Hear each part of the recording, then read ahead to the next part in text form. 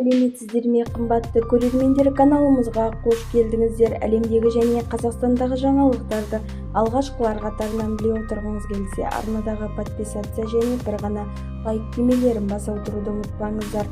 Ал ендеше бастадым. 30 сәуірге арналған ауа райы болжамы. Еліміздің басым бөлігінде ауа райына атмосфералық фронтальды бөліктердің әсері болады. Осыған байланысты солтүстік батыс, солтүстік орталық өңірлерде қатты жаңбыр жауады. Ал оңтүстік шығыстың таулы аймақтарында жаңбыр мен қар түрінде аралас жауын-шашын болады. Республика бойынша желдің екпіні күшейеді.